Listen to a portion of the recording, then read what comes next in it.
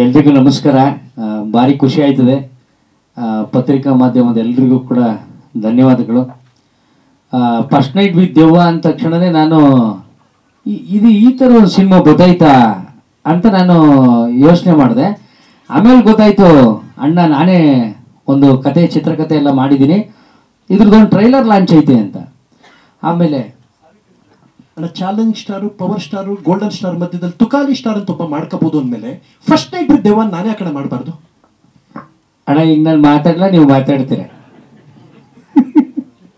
First night with ದೆವ್ವ ಅಂದ ತಕ್ಷಣ ಕಾನ್ಸೆಪ್ಟ್ ಒಂಥರ ಬ್ಯೂಟಿಫುಲ್ ಆಗೈತೆ, ಸಕ್ಕತ್ತಾಯ್ತು. ಆಮೇಲೆ ಆರ್ ಮ್ಯೂಸಿಕ್ಕು ಸಿಕ್ಕಾಪಟ್ಟೆ ಬ್ಯೂಟಿಫುಲ್ ಆಗಿ ಬಂದೈತೆ, ತುಂಬ ಚೆನ್ನಾಗಿದೆ. ಒಂಥರ ಇವತ್ತಿನ ಒಂದು ಟ್ರೆಂಡಲ್ಲಿ ಯಾವುದೇ ಒಂದು ನಾವು OTT ಆಗಿರ್ಬೋದು, ಟಿವಿಲಿ ಆಗಿರ್ಬೋದು, ಥಿಯೇಟರ್ ಆಗಿರ್ಬೋದು, ತುಂಬ ಹಾರರ್ ಸಿನಿಮಾಗಳು ಸಿಕ್ಕಾಪಟ್ಟೆ ಕಮ್ಮಿ ಆಗೋಗ್ಬಿಡ್ತು. ಒಂದು ಜೋನರ್ ಇತ್ತು, ಸಿಕ್ಕಾಪಟ್ಟೆ ಸಿನಿಮಾಗಳು ಬರ್ತಾ ಇತ್ತು. ಆದ್ರೆ ಈಗಿನ ಒಂದು ಟ್ರೆಂಡಲ್ಲಿ ಹಾರರ್ ಸಿನಿಮಾಗಳು ಸಿಕ್ಕಾಪಟ್ಟೆ ಕಮ್ಮಿ ಆಗಿದೆ. ಅಂತ ಒಂದು ಟೈಮಲ್ಲಿ ಕಾಮಿಡಿ ವಿತ್ ಹಾರರ್ ಆಗಿ ಸಿಕ್ಕಾಪಟ್ಟೆ ಬ್ಯೂಟಿಫುಲ್ ಆಗಿದೆ. ಅದನ್ನ ನೋಡ್ತಾ ಇದ್ರೆ ತುಂಬಾ ರಿಚ್ ಆಗಿ ಯಾವುದೇ ವಿಜುವಲ್ ಅಲ್ಲಿ ಕಾಂಪ್ರಮೈಸ್ ಮಾಡ್ಕೊಳ್ಳದೆ ತುಂಬಾ ಅದ್ಭುತವಾಗಿ ಸಿನಿಮಾ ಮಾಡಿದ್ದಾರೆ. ಸಿನಿಮಾ ಫ್ಯಾಷನ್ ಆಗಿ ಇಟ್ಕೊಂಡು ಸಿನಿಮಾ ಮಾಡೋದ್ರಲ್ಲಿ ನಮ್ಮ ಪ್ರಥಮಣ್ಣ ಎತ್ತಿದ ಕೈ. ಭಾರಿ ಖುಷಿ ಆಗುತ್ತೆ. ಅವ್ರದ್ದು ನಟ ಭಯಂಕರನ್ನು ನೋಡಿದ್ದೀನಿ.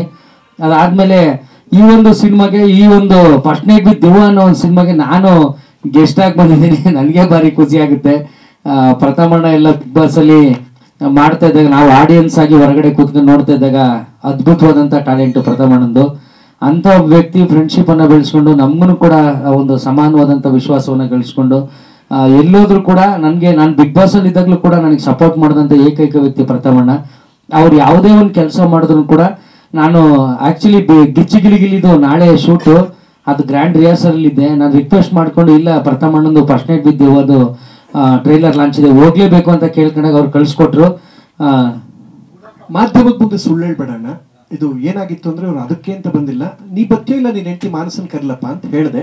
ಇದ್ದು ಓಡ್ ಬಂದೆ, ಯಾಕೆಂದ್ರೆ ಅವ್ರ ಹೆಂಡತಿ ಅಷ್ಟೇ ಕ್ಲೀನಾಗಿ ಎಕ್ಸ್ಪ್ಲೇನ್ ಮಾಡ್ರು ಡೀಟೈಲ್ಗೆ.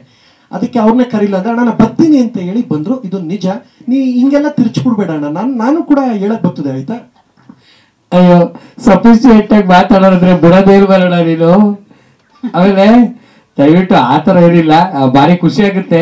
ಈ ಒಂದು ನಾವು ಒಂದು ಆತ್ಮೀಯರಾಗಿರೋದ್ರಿಂದ ಈ ಒಂದು ಸಿನಿಮಾ ತುಂಬಾ ಅದ್ಭುತವಾಗಿ ಮೂಡಿ ಬಂದಿದೆ. ಅಣ್ಣ ತುಂಬಾ ಚೆನ್ನಾಗಿದೆ, ನಿಮ್ಮ ಒಂದು ವಿಜುವಲ್ಸು ಮತ್ತೆ ಒಂದು ಡೈರೆಕ್ಷನ್ ತುಂಬಾ ಚೆನ್ನಾಗಿದೆ, ಒಳ್ಳೆ ಓಡುತ್ತೆ ಸಿನಿಮಾ. ಖಂಡಿತವಾಗ್ಲೂ ಇದಕ್ಕೆ ನಮ್ಮೆಲ್ಲರೂ ಸಪೋರ್ಟ್ ಇರ್ತದೆ. ಕರ್ನಾಟಕದ ಕುಲಕೋಟಿ ಕನ್ನಡ ಕಲಾಭಿಮಾನಿ ದೇವರುಗಳು ಈ ಒಂದು ಸಿನಿಮಾನ ಸಪೋರ್ಟ್ ಮಾಡಿ ಬೆಳೆಸಿ ಥಿಯೇಟ್ರಿಗೆ ಬಂದು ಸಿನಿಮಾ ನೋಡಿ ಇನ್ನೊಂದಷ್ಟು ಸಿನಿಮಾಗಳನ್ನ ಡೈರೆಕ್ಷನ್ ಮಾಡೋದಕ್ಕೆ ನಮ್ಮ ಪ್ರಥಮಣ್ಣಂಗೆ ಆ್ಯಕ್ಟ್ ಮಾಡೋದಕ್ಕೆ ಅವಕಾಶ ಮಾಡಿಕೊಡಿ. ಧನ್ಯವಾದಗಳು. ತುಂಬ ಚೆನ್ನಾಗಿ ಬಂದಿದೆ. ನಾವು ಯಾವಾಗಲೂ ಅವ್ರ ಜೊತೆ ಇರ್ತೀವಿ. ಚೆನ್ನಾಗಾಗ್ಲಣ್ಣ. ಆಲ್ ದಿ ಬೆಸ್ಟ್ ಅಣ್ಣ.